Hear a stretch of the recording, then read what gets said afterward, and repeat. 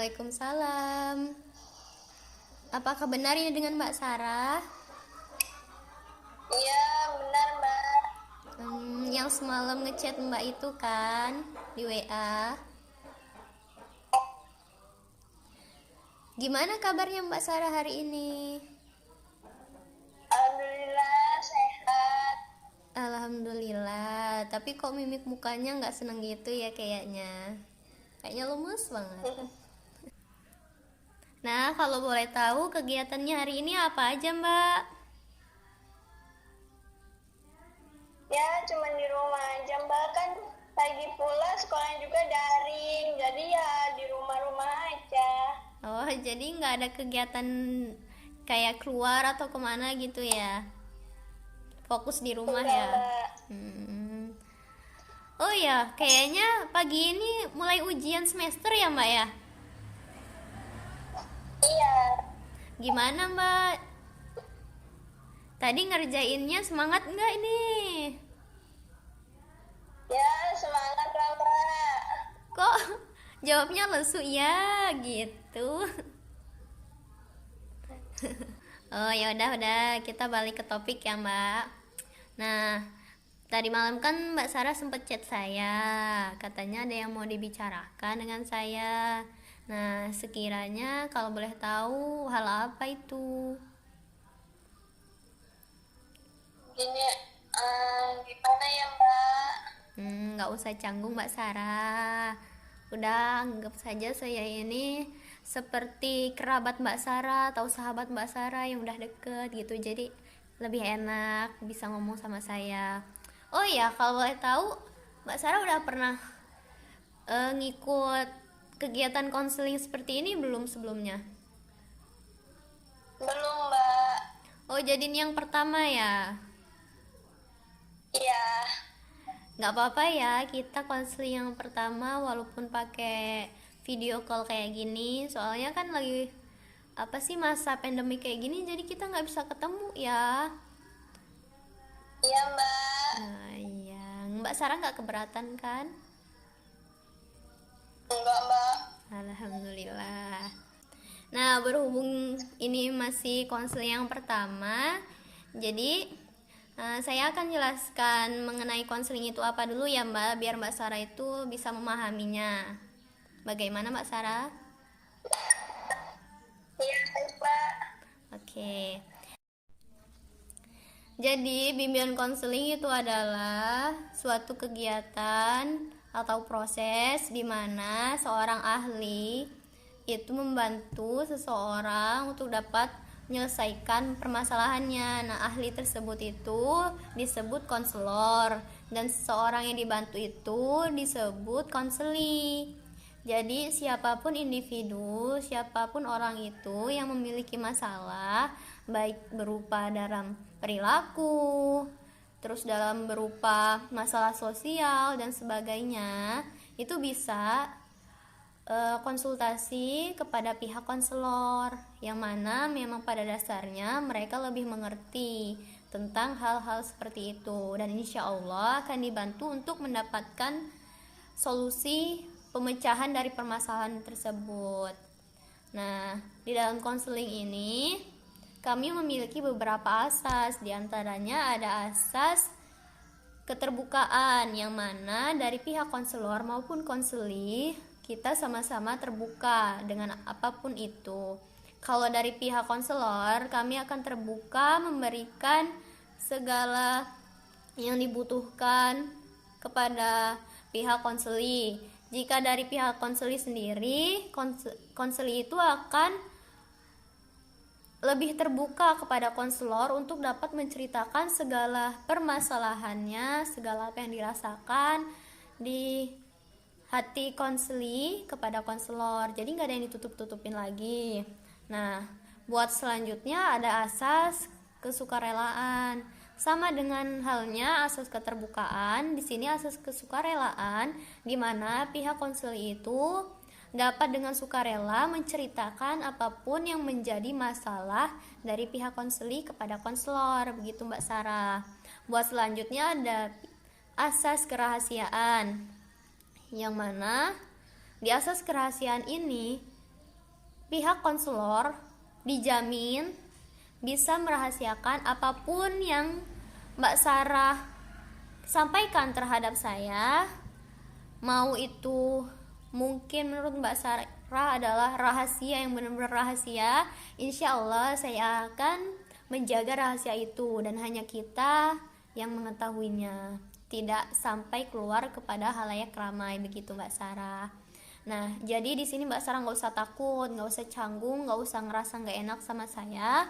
Nah, di sini Mbak Sarah harus lebih terbuka dengan saya. Anggap aja saya ini teman curhat Mbak Sarah yang apa-apa bisa diandelin dalam curhat gitu deh.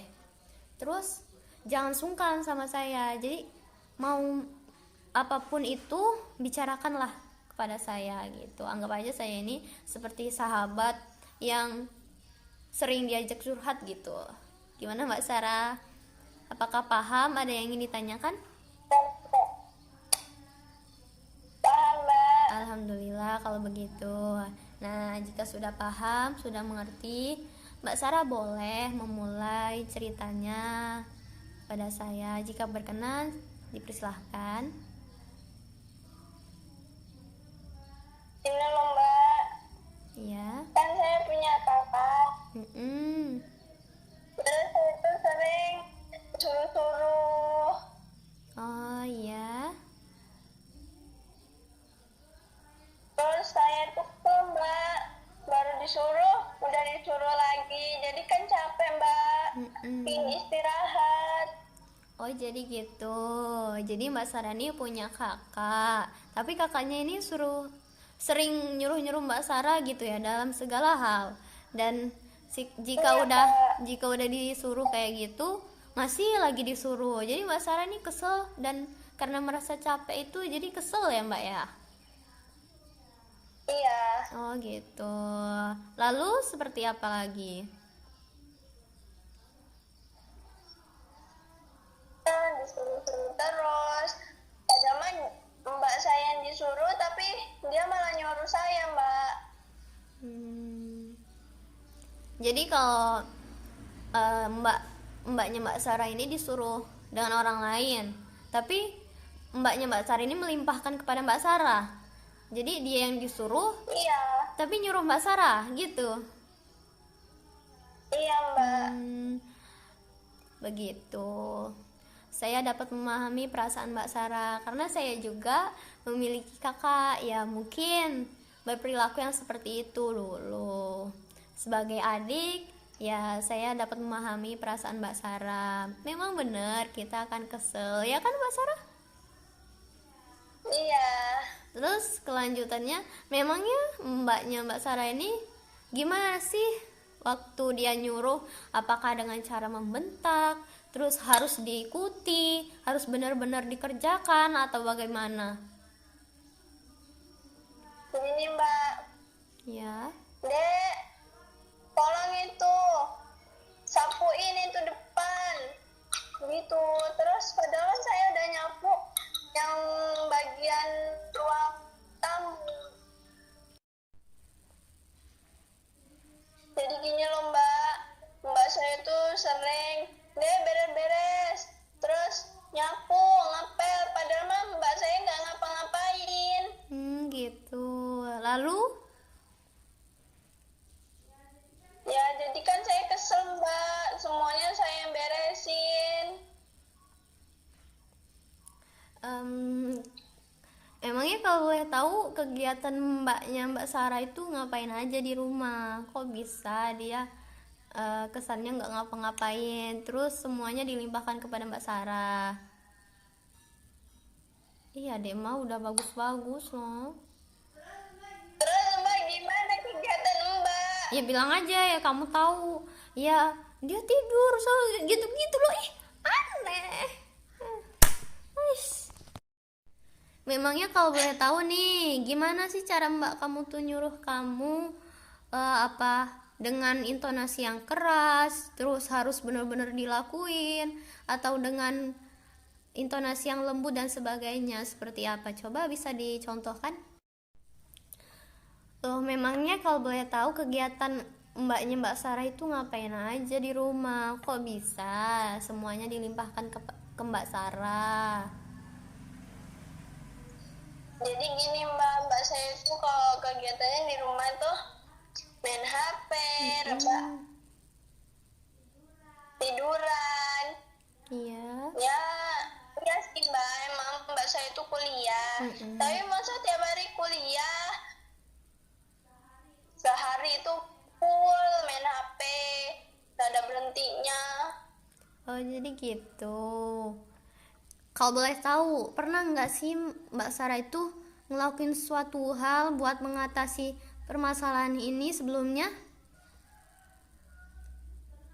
Pernah Mbak, saya tuh udah pernah ngatain ke ibu saya tentang Mbak saya kesibukan sehari-harinya, tapi ya gimana lagi Mbak saya juga tetap kayak gitu.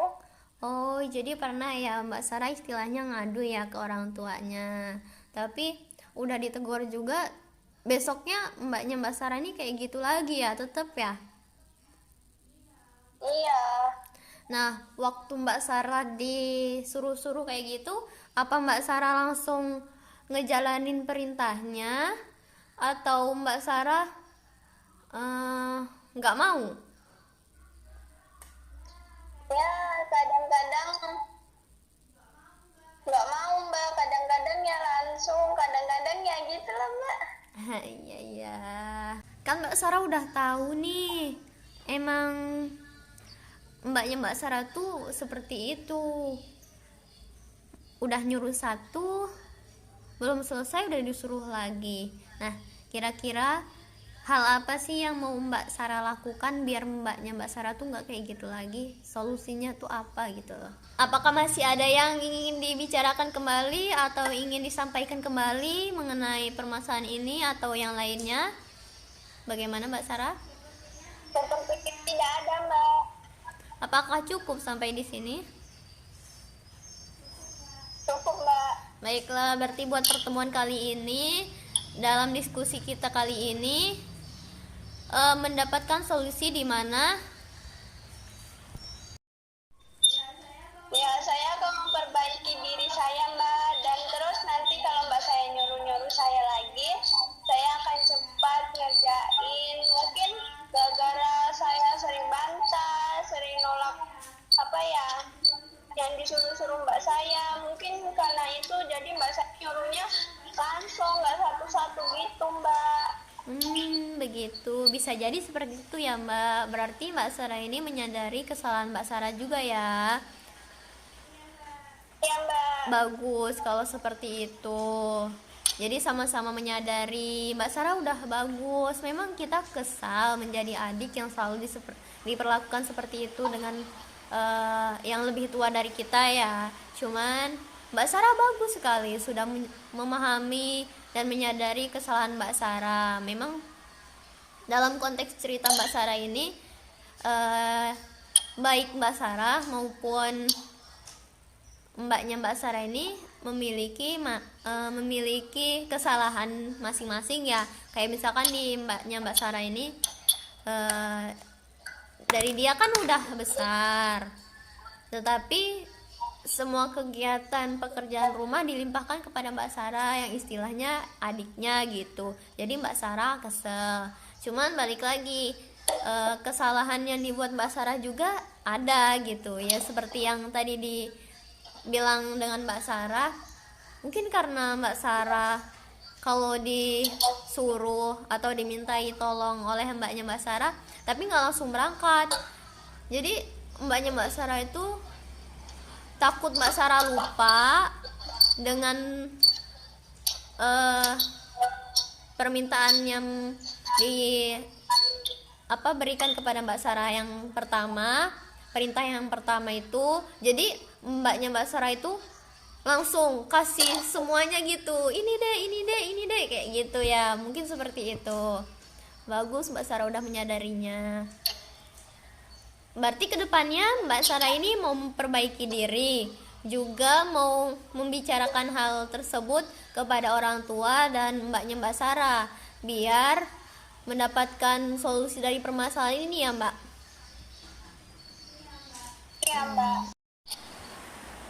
Baiklah, kalau seperti itu berarti kesimpulannya pada pertemuan kali ini Mbak Sarah akan melakukan trik-trik yang Mbak Sarah ajukan tadi. Baiklah, jika seperti itu Mbak Sarah, buat pertemuan kali ini apakah bisa dicukupkan sampai di sini?